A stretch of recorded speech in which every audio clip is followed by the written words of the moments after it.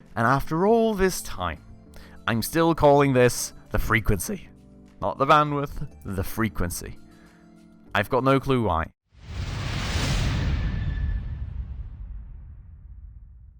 Alright guys, hello and welcome back to another episode of Good Company Freeplay with me, Spacefish. A bit of a later one today. I'll have to confess, and I'm already apologizing for the delay in my video schedule today. I have been busy all day with real life stuff, unfortunately. Didn't have the episode ready, didn't have the editing ready, because as you guys may know, I just recently was gone for a short bit of time, and I'm thus now in catch-up mode again. So unfortunately real life just took its toll a bit today, and I didn't manage to get everything done quite in time, but nonetheless I hope that you guys will enjoy the episode. So if you guys remember last episode, we set up all this stuff right here with all the auto logistics and everything to hopefully finally get a first few products assembled right here, which were now the Keith 500 season. I do need to remember to tag Luke on this video just to make sure that he actually gets a pop-up showing him that his product name is finally here. So I hope, Luke, that you do like the product I chose for you. But with that said, I think this initial production run right here is sort of somewhat set up for the time being. So I am thinking that we should maybe now move on to a calculator as well. As you guys know, we do have the option of getting another calculator going here from the start. So I just want to start out with a quick design, I think. Then let's just see where we can get this going, and well, if we're kind of happy with the result, which I'm sure we will be, we'll just start working on actually setting up a production for that. Or maybe we will give it a few minutes time. I'm not quite sure. Like, the thing is, we're only using Tinker tables, so they don't really cost that much money to set up. But then again, like, everything just sort of needs to catch up as well, I feel. So I'm just not sure if maybe we don't want to wait for like a week or two and actually make some money before we actually get a production run set up for this product as well. But for a start, let's create a calculator. I am just in the spirit of the old episodes, I think. And let me see if I've got my little note right here. I do not, apparently. But I think I'm just going to start out with the Texas Instruments in the spirit of the old Freeplay episodes. And then I'm pretty sure... And this was, by the way, I think a product name suggestion from the other Luke. So both of them very active in the community. Shout out to you guys for that. But yeah, so I think we're going to start with this old naming.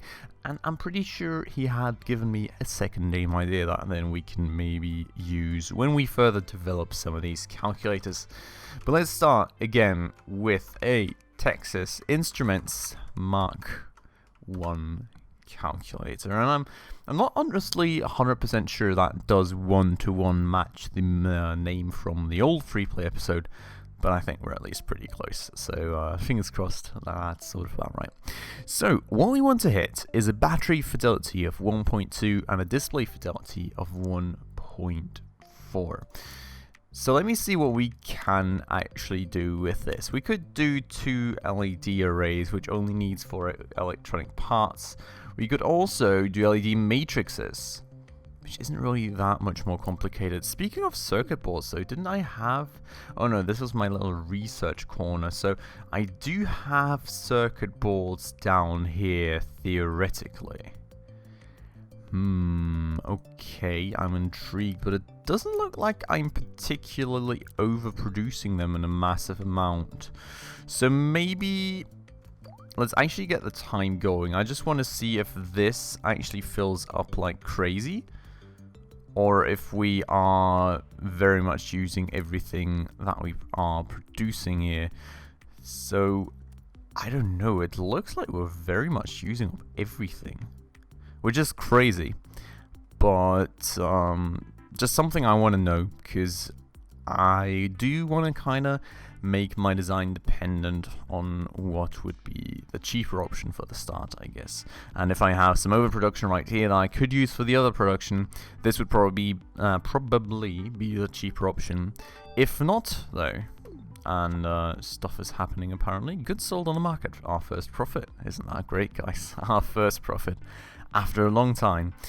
But yeah, so I mean, if we can make that happen, that would be great. If not, you know, I'm thinking the standard LED arrays may be the cheaper option. Our research project on simple circuits is done though. And I think I want to continue with a small register bank for a start, because we would need that for stuff like pocket PCs and whatever, I suppose. And now let's have a quick look of how... No, I think this is okay. So this gets used quite well. In that case, let's see. So we have displays. We have LED arrays, which is for electronic parts. Here we would need plastic parts, circuit boards, and the LED. So this would need 3 production steps. This only needs 1. What would we... Well, I mean, no, wait. So 3 tables for this one? 2 for this one. That makes more sense. So the question now being is how many points would I get from something like this? 1.6. Okay, so I'll get 320 out of it as opposed to 280. So it's a difference of 40 bucks. And I'm really not sure. I'm really not sure if 40 bucks is really quite worth it, if that makes sense. Also, LED arrays are obviously more easily scalable once we unlock the first advanced tables down here, which is going to happen at the 2nd milestone. I think let's just start it simple. Let's do LED arrays and then just go through the more complicated steps a bit later. I think that's fine. We do, after all, still have quite a bit of time left in this game that we can spend on these kinds of optimizations. So, I've got a single cell batteries and battery stacks, and battery stacks are honestly very, very simple to produce. I mean, as you can see, there is no need for like on-top input tables or anything, so I would love to go for those instead of single cell batteries. Would still need 2 apparently, but with overfulfilling, I think that's kind of fine. Let me just check the price difference that we would get. So if I would do 2 single cells, I would be at 400 bucks with 4.4 market appeal. With these, I would be at 460. Yeah, I mean, like, look at that. Still the same market appeal, obviously, because we are still lacking a tiny bit in display fidelity, but 460 bucks, which is absolutely great. And honestly, that market appeal at the rate that we're going to be producing things in initially is going to be totally fine.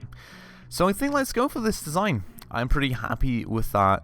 Let's finish it, and there we go. So overall, quite the simple design, honestly, and I think let's just start designing away on this area, and then, I mean, if we start getting low on money, we can always just take a quick break and, you know, wait for more money to flow in, as long as we don't hire any employees right from the start. I think we should be pretty fine on this.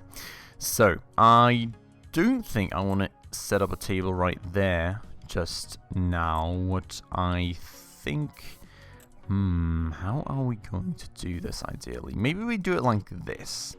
So this would be where our battery, or well, one or the other. So battery or LED array production, one or the other would sit there.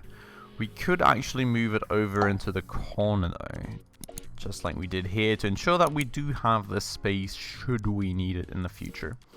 Then I will need a small shelving rack, which I'm going to plunk down right there. And then we're going to need, well, another setup just for the LED arrays. And I think let's actually do the batteries down here, because like that's what where I'm the least concerned about, like scalability and actually scaling it. I think if we need to scale, the next thing is going to be upscaling the, well, either upscaling the display fidelity or working on CPU stuff. But if we would upscale the display fidelity, we would need more space for actually expanding on the complexity of the inputs. So I would do this up here, then leave these two spaces empty so that I could use them for additional tinker tables should I need to.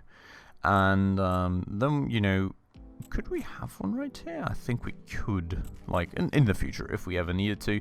But then I would just do the same assembly table setup as we have up here. So idea being having, how would I do this? More like this, I think. So just like that, we would make Texas Instruments Mark 1 right here. Milestone 1 reached, by the way, which is awesome. I don't think that really gives me that much yet, except like a little bit of market demand for level 1 markets, which, you know, is nice, is fancy and everything, but it's really not that big a deal. And as you can see right here, I mean, 200 units sold for the first market phase, so definitely a lot still to go before we actually reach that. What I'm seeing down here, our units sold are quite fluctuative, so maybe, I don't think actually that's something we want to look at, because we do only have one assembly table right now, so, well, at least one that's running, so I think that is pretty fine of a frequency for that then. Now, 25.5k, we just lost 1k, which is interesting. Let me look at the financial overview. Is this okay? I think this looks like it is including potentially material purchases, wages, total costs. It looks like this is including like my purchases of equipment and stuff, isn't it? I think it is, because like look at this, right? We are at like 19.5k just adding these two up. So like there's a 7k missing right there, and I'm pretty sure that's what I'm putting into the equipment that I'm buying for the new production lines. So I do hope that that's not a reason to get worried just yet. So we are going to be making some LED arrays down here then. We do already have 2 assembly tables, but as over here, we are only going to use one for the time being, because well, we just don't have the input frequency that is required for actually throwing more stuff at this. Now looking at this, what I just see, and apparently that's the same thing that happened right up there, is that I am apparently still missing the tables for some simple case production. So let's do that as well. Let's get 2 of these tables set up on top, and as you can see right here, we're making money again, so that's great news. I'm going to need another small shelving rack, which I'm just going to stuff in right there, and that should be it. As you can see here, it's apparently already ordering all the stuff for us, which is absolutely great. It even has the outs assigned, but I think we will now need to go into manual mode for a quick second. Yeah, we know we need logistics personnel, so that's a very nice and handy pop-up right there. But I'm just going to go in here real quick, and I'm just going to control like input frequencies and the likes. Not frequencies, bandwidth. I really don't know, guys. Like, I think this is like my 16th episode on Good Company Freeplay or something in early access, right? Then I've done like 14, 15 episodes in campaign with you dudes. So like, it's definitely easily been 30 episodes on early access, and there's been like 10, 15 on the public playtest as well. And after all this time, I'm still calling this the frequency. Not the bandwidth, the frequency. I've got no clue why. Please enlighten me, because I can't explain that to you guys myself. But okay, so let's increase the bandwidth instead. I think that is what we will actually want to do. And look at this logistics connection. That does not make much of any sense, does it? Actually, I think it is like that just because it is so close to the pallet. But see, I think that's why, even with auto logistics, with auto logistics and everything, you probably want to go back every once in a while and just make a little bit of a sense check happen for you, just to see if things do work out the way that you intended them to, or if you actually see any issues that just pop up to you where you're like, you know, that doesn't make too much sense to me. And I think this is like an instance, for example, right, where It does make sense to the game because the courier pallet's obviously closer than the small shelving rack in this instance, so I would see why it would make that connection. But it's just not. It's just still not the way that I want it to happen, right? So I'm just gonna be fixing this here real quick, and everything else seems to be pretty fine. So let's go back to auto. These changes should hopefully persist, which they do. Perfect, and well, there we go. Now what we will need is a bunch of employees. Now let me see how many employees I have here for logistics. I've only got one? That seems a little low to me. I'm gonna need to ensure, I think, in a second that one logistics employee is actually able to catch up with everything, because that does seem really... Oh wait, no. There's two. Okay, it's a lot more reasonable, I think. I'm going to hire 2 over here as well. And then I'm just going to start hiring away at these desks and getting all the people into the mix that we will need to make our very first calculators in our new empire. And I mean, look at this. I love it. It just works. It's honestly been so much more simple for me so far, I have to say. I am so far really happy with these changes. There is obviously still a lot of issues, and you know, you still need to look at things like the game doesn't do everything for you, but it's still a lot more comfortable and a lot quicker in the way that I'm setting things up. I mean, just look at it, right? I have set up 2 whole new production lines within the matter of like 5 to 10 minutes, and within 2 episodes, right? So it's overall been pretty fine, I have to say. Like, logistics, I mean, at this early stage of the game were maybe not that concerning, right? But the further you go onto the game, the more time you spend on making all these connections. And if instead I just have to go back into logistics mode and just check up on everything real quick and see that it's overall pretty fine for me, I am pretty happy with that.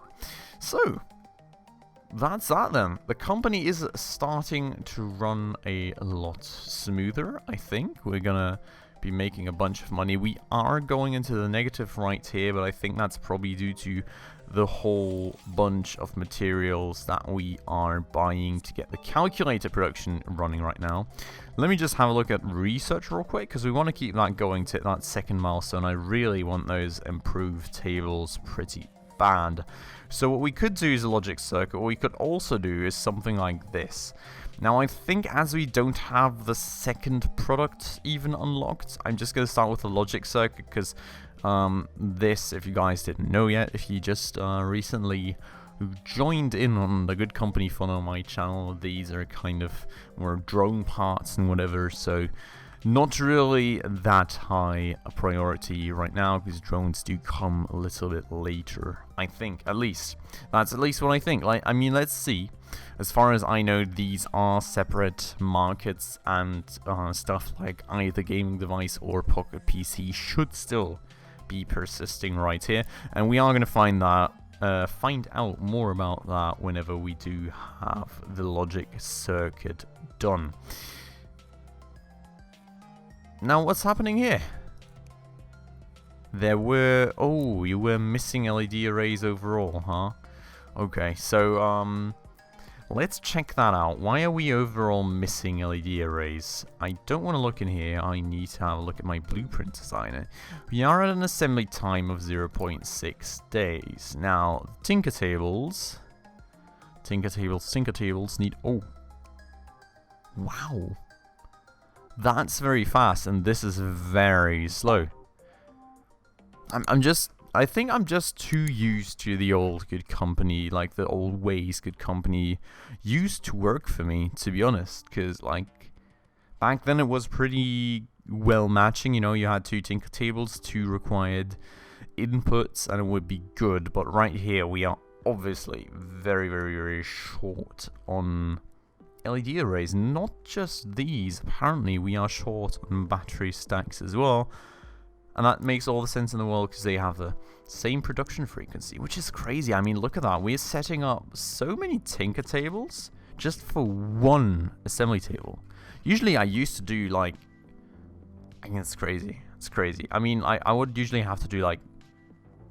I wouldn't even have that high product requirements, to be honest. I think I usually just needed one LED array and one battery, like a single cell battery for a start, and everything would be fine. So definitely changed a lot in that regard, but that is alright. I think we can cram this in here, so let's do that.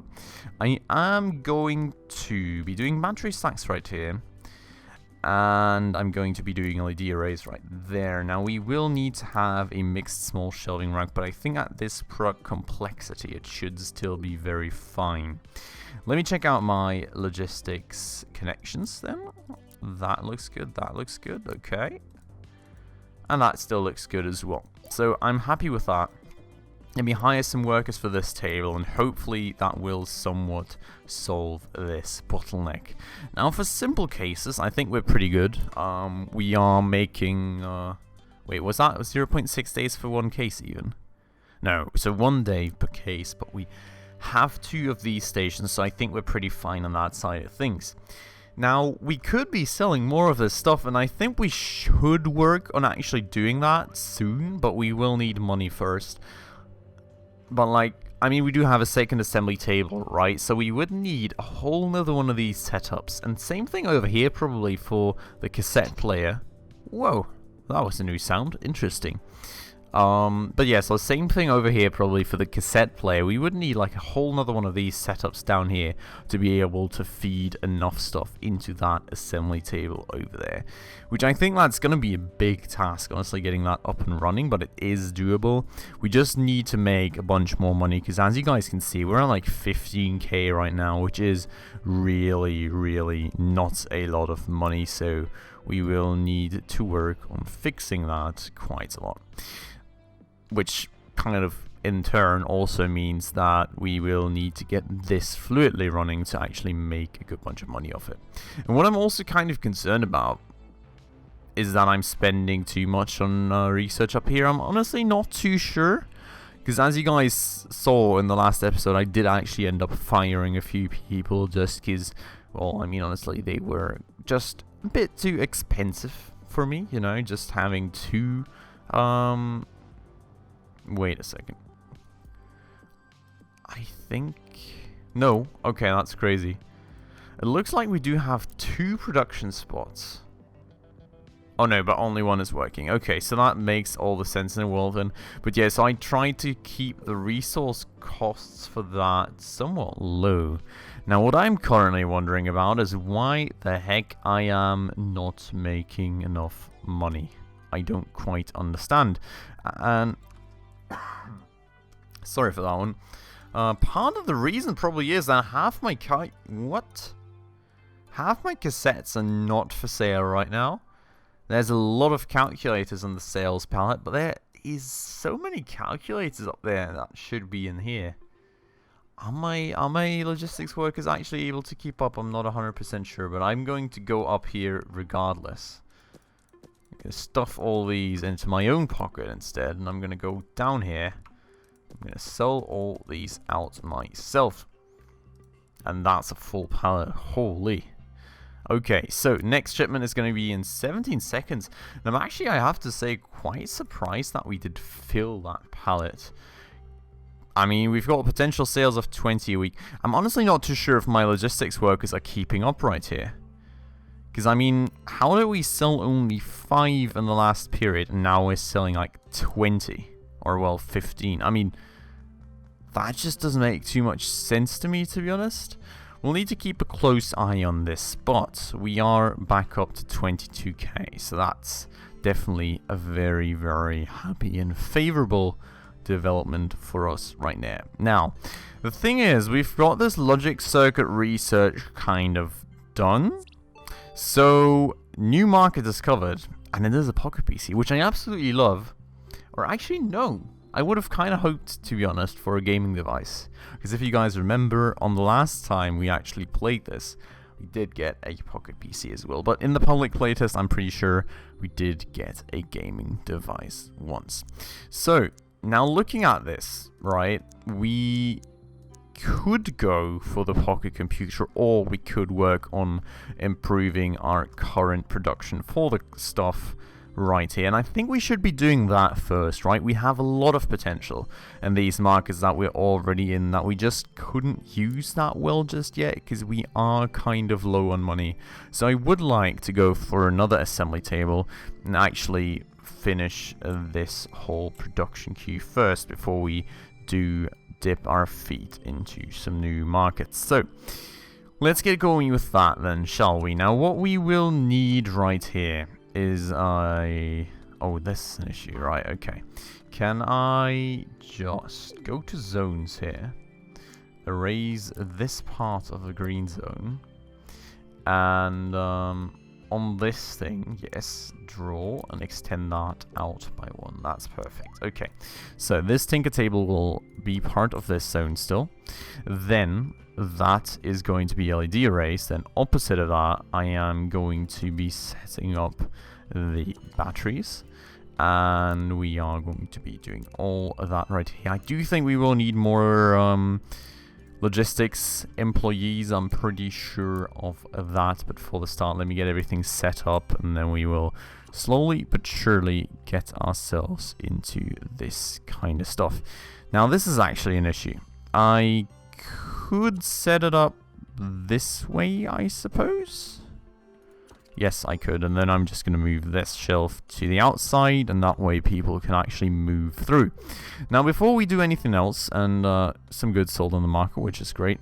Before we do anything else, though, let me have a look at the logistics setup. Logistics are not set up at all. That's kind of worrying, I have to say.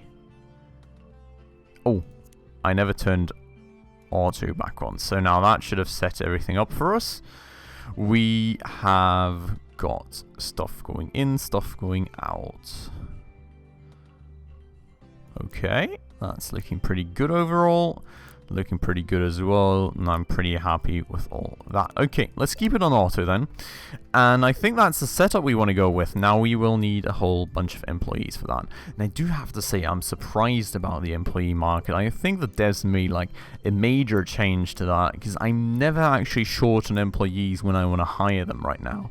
So either there's like just basically generally always a lot of employees on the market and it can't actually drain, or they just increase the number of employees by a lot. So look at that, I just hired so many people and there's still so many remaining.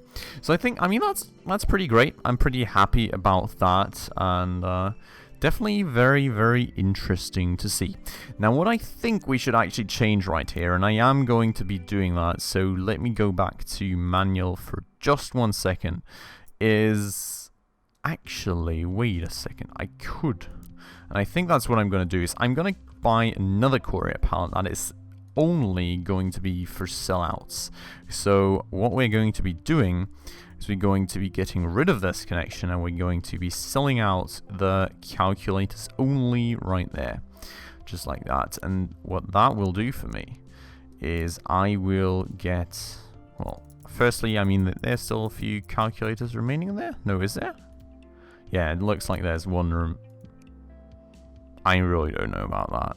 But what that will allow me to do is I am going to be able to up the in amounts of these, and thus, you know, have a bit more buffer in here, and I'll have a whole courier pallet that is solely dedicated to selling out this one product, which allows me to max this all the way to 18 apparently, which does seem less than on the original courier pallet, so I do think that is quite interesting to see as well. But yeah, so that should hopefully give me a good bunch more mats that my logistics workers can then spread. Now I'm at 9.5k, so I think it is time to definitely be making some more money and let all this run for a bit before we come back with some more expansions for this cassette player production up here. I think that is probably going to be the next idea before we then venture on into the pocket PC market. But with that said, guys, this episode has already been going for 29 minutes, and as I mentioned, I am already kind of late on this episode anyway, so I don't want to keep you guys waiting any longer. So I do hope that you guys enjoyed this episode today, and if you did, please consider hitting that like button down below.